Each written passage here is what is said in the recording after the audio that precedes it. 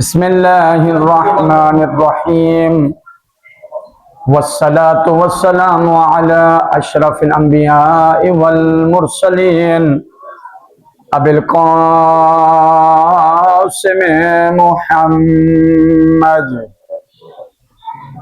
व अला आलिहि तय्यबीन अत्ताहिरीन अल मासूमीन व लअनतुल्लाहि अला अअदाइहिम अजमईन।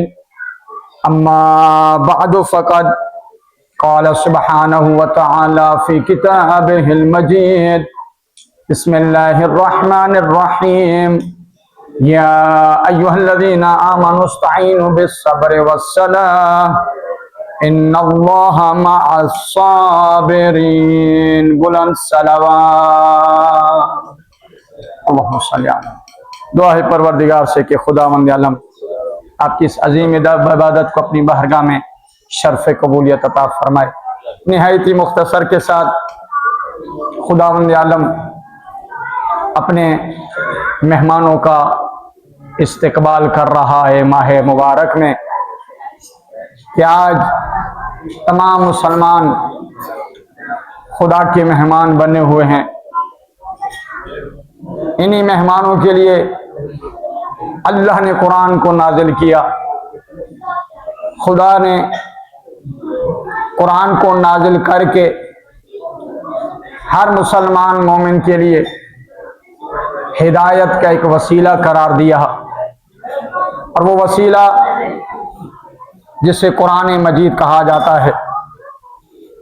कुरान मजीद और अहले बैत ये वसीला हैं, रोज़ादारों के लिए भी, मेहमानों के लिए भी, मुसलमानों के लिए भी और मोमिनीन के लिए भी।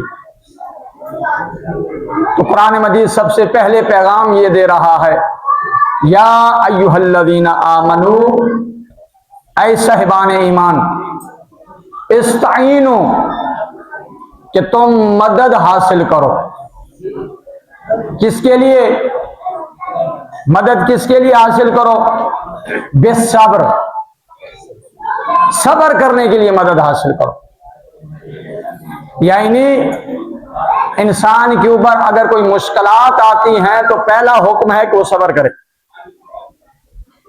उलमा ने इस्ताईनु की जो तफसीर की है वो कहते हैं इस सब्र से मुराद क्या है? मदद लेना तो है ही है। इस्ताईनु बेसब्र, जो सब्र की जो उलमा ने क्या है तशरीह की है, उसकी तफसीर की है सब्र से मुराद ये रोजा है। ये रोजा मुराद है सब्र से, कि इंसान सारा दिन भूख और प्यास को बर्दाश्त करता है, सब्र करता है। तुलुए फजर से लेकर गुरूब आफताब तक ये सब्र करता है। और ये सब्र फकत प्यास और भूख का नहीं है, बल्कि झूठ बोलने पर भी वो अपने आप को क्या है पाबंद रखता है। मुहर्रमात से बचने के लिए भी अपने आप को पाबंद रखता है। किसकी चुगली नहीं उठाता, किसी की गीबत नहीं करता, किसके खिलाफ नाजेबा कलमात अदा नहीं करता। तो रोजे का मकसद ही यही है कि सब्र किया जाए। अगर किसी की तरफ से तकलीफ हो रही है, अब ये नहीं है फौरन उसका जवाब दे, तो हमें हुक्म हुआ है कि सब्र कर जाओ। या अय्युहल्लज़ीना आमनू इस्ताईनु बिस्सब्र, सब्र के साथ खुदा से मदद मांगो। आगे क्या है? बिस्सब्र वस्सलाह, और खुदा की इबादत करो नमाज के साथ। कभी नमाज का माना दुआ भी होता है, यानी दुआ सलात का माना क्या है? दुआ भी होता है। अब क्या है? सब्र करना है तो दुआ करिए। कोई तकलीफ दे रहा है तो उसके लिए भी दुआ करिए।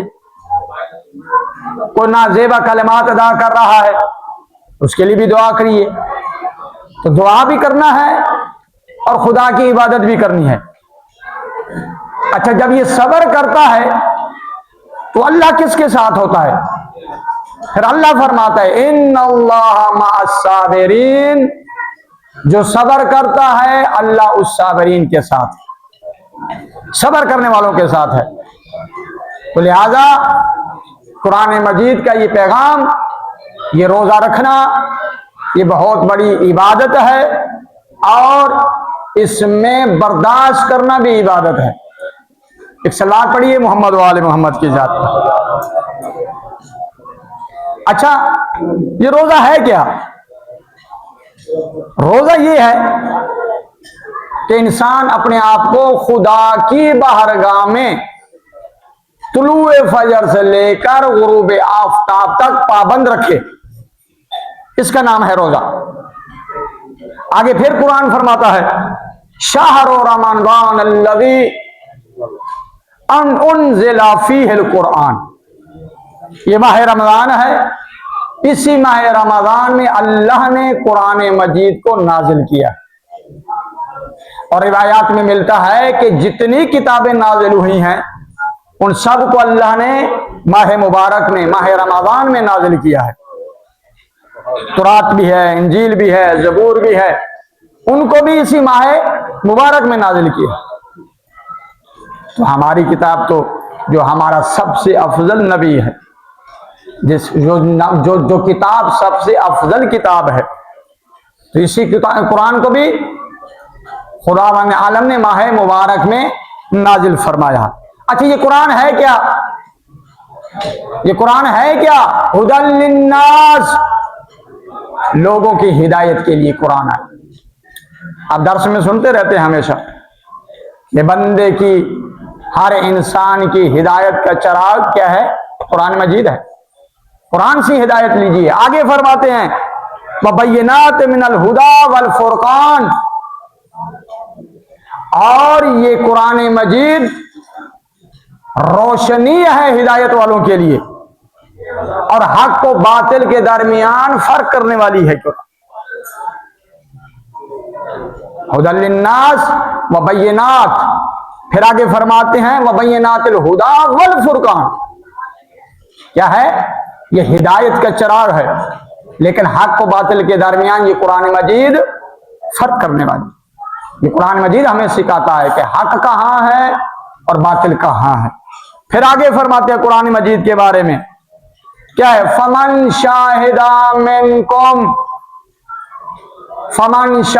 मिनकुम शहरा फलयसुमहु, तुम में से जो शख्स भी माह रमजान को पाले, फलयसुमहु, बस उसके लिए है कि वो रोजाए माह रमजान रखे। माह रमजान के रोजे रखो मेरे दोस्तों, ये अजीम इबादत है। इसलिए कुरान बार बार कह रहा है कि माह रमजान को अगर पालो तो माह रमजान के रोजे रखो। अच्छा, वमन कान मरीजन औ अला सफरन फइद्दत मिन अय्यामिन उखर, कोई मरीज हो जाता है, माह मुबारक में मरीज हो जाता है, सफर में चला जाता है, तो अब क्या करे? उसके लिए क्या छूट है कि माह रमजान में अगर वो मरीज हो जाता है, सफर में चला जाता है, भले माह रमजान में वो रोजे न रखे, लेकिन माह रमजान गुजरने के बाद जितने दिन वो सफर में रहा है, कम से कम क्या 9 दिन सफर में रहा है या मरीज रहा है, तो उसकी कज़ा करे। छूट नहीं है चलो भाई मरीज हो गया हूं माह रमजान में, बस खत्म, सफर पे चला गया हूं, खत्म नहीं। इतनी छूट है कि माह रमजान के अगर रोजे नहीं रख सकते, मुसाफिर हो गए हैं, तो सफर से वापस आकर उनकी कज़ा करें। जो मर्ज की हालत में जो कज़ा हुए हैं रोजे, उनको दोबारा अंजाम दें, उनको रखें। फिर आगे कुरान फरमाता है, ये क्यों अल्लाह फरमा रहा है? अल्लाह चाहता है युरीदुल्लाहु बिकुमुल युस्रा वला युरीदु बिकुमुल उसरा, कि अल्लाह तुम्हारे लिए आसानियां पैदा करता है। कि अगर मरीज हो गया है, अब जरूरी नहीं है कि मर्ज की हालत में वो रोजे रखे, इधर से वो बेचारा मरीज है, उधर से भूख प्यास भी आ जाए, नहीं, अल्लाह आसानी पैदा कर रहा है कि ठीक है तुम मरीज हो गए हो, सफर पे चले गए हो, मजबूरी बन गई है, तो तुम्हारे लिए आसानी यह है कि माह मुबारक के बाद उन रोजों की कज़ा कर ली जाए। एक सलात पढ़िए मोहम्मद वाले मोहम्मद की जात पर। अब जो बात कुरान फरमा रहा है, इस रोजे का फायदा क्या है? हम जो रोजा रखते हैं, भूखे प्यासे रहते हैं, क्या फायदा है? वो भी कुरान फरमाता है, फमन ततव्वा खैरन फहुवा खैरुन लह, कि जो शख्स अपनी नेकियों में इजाफा करना चाहता है उसे चाहिए रोजे रखे। नेकियों की इजाफे होने का एक सबब माह मुबारक के रोजे हैं। अगर नेकियां बढ़ाना चाहते हो तो कुरान ने इसका हुक्म दिया है कि जो नेकियां बढ़ाना चाहता है उसको चाहिए कि माह रमजान के वाजिब रोजे रखे। वान तसूमू खैरुल लकुम, और जो रोजा रखेगा, प्यास भूख को बर्दाश्त करेगा, इन कुंतुम तालमून, तो जो रोजा रखता है उसने अपने नफ्स की इस्लाह कर दी है। रोजे का एक सबब यह है कि इंसान की बीमारियां खत्म होती हैं। रोजे का एक सबब यह है कि रोजा रखने से इंसान क्या है, खुदा की जान में मुतवज्जे रहता है। रोजा रखने से मुराद यह है कि वो एहतराम में रहता है। रोजे रखने से मुराद यह है कि बुजुर्गों के साथ मोहब्बत और बच्चों के साथ दस्ते शफकत से पेश आता है। ये रोजा है।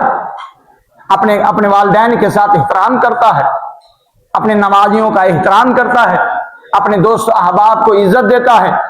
कुरान रोजे का ये फायदा है। तो रोजा रखने के बाद अपने मोमिन को घट न समझे, उसकी इहानत न करे, उसकी तौहीन न करे, उसकी बेइज्जती न करे, उसको कम ज़र्फ न समझे, उसको वैसे समझे जैसे तू अपने आप को समझ रहा है। तू कहता है मैं मोमिन हूं, तो तेरे साथ वाला भी मोमिन है।